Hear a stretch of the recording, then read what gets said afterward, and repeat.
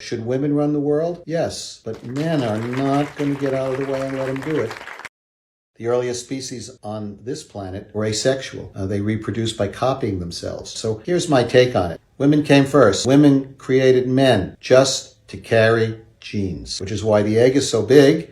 It has lots of other DNA in it besides the chromosomes, and the sperm is so small. It has nothing but the chromosomes. If you remember the size of the sperm to the egg, it's like the moon to the sun. Two eggs, through a process called atomoxis, which is an electrical process, can be fused together and actually make a species in lower organisms.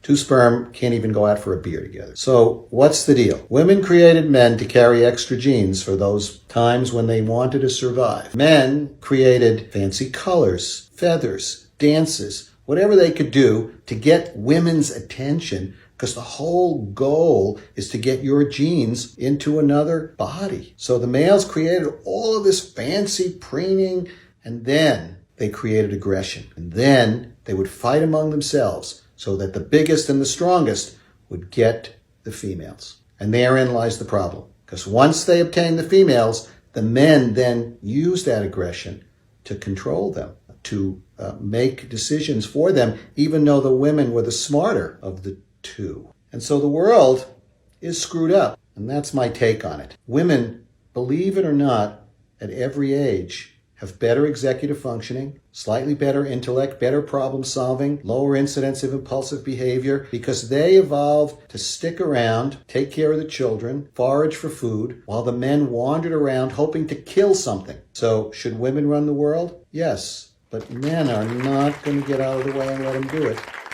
The earliest species All right. on So, this planet. so I want you all to pay attention to everything that you heard there. And I've been doing a lot of research about the developmental difference between boys and girls at every stage, even from infancy, even as babies. Girls learn to speak better and before boys do.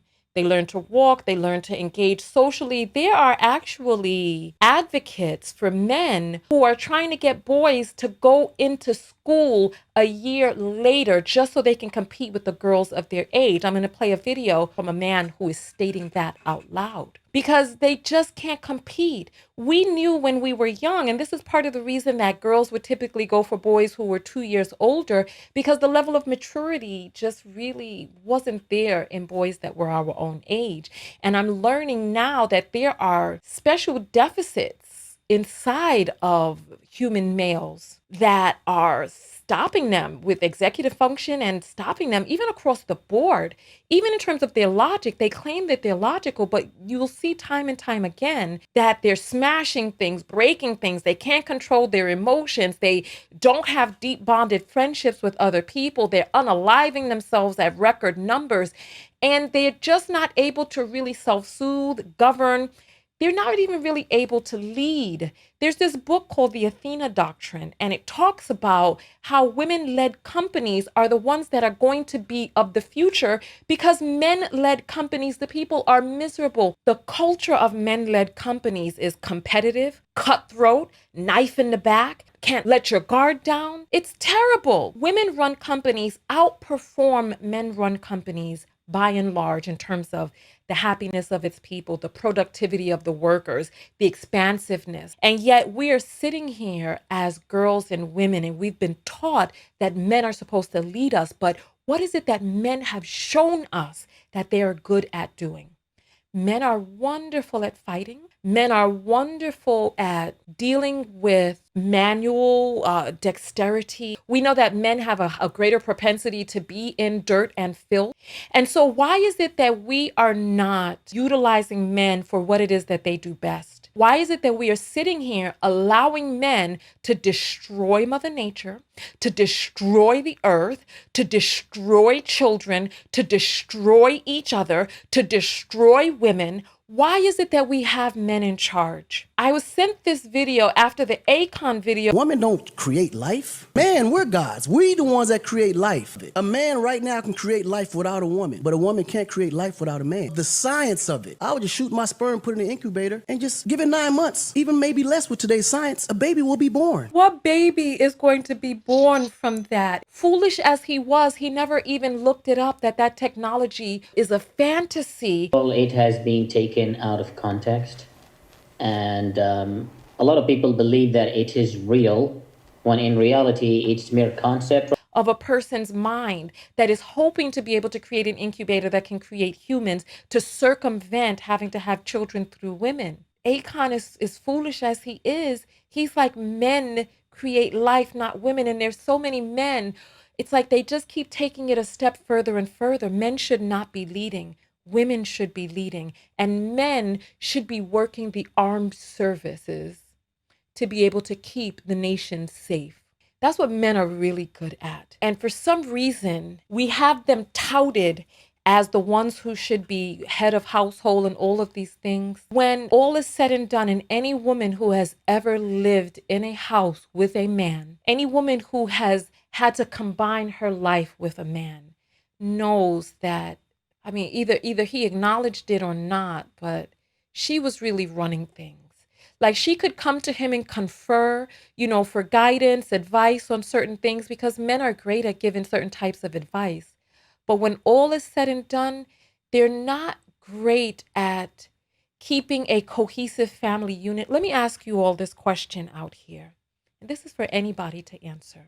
Are there any patriarchs of the family? In instances where there is a matriarch available, not a man who had to raise to take on the duties of the matriarch, but are there any patriarchs available who actually get the families together for family reunions, for holidays, for celebrations, for the baby showers? Do the fathers come and sit with their sons as new fathers to help the new fathers navigate through fatherhood? Men are not the ones who pass on language. If you will see, in a situation where the father is the dual language speaker, very rarely are those children also bilingual.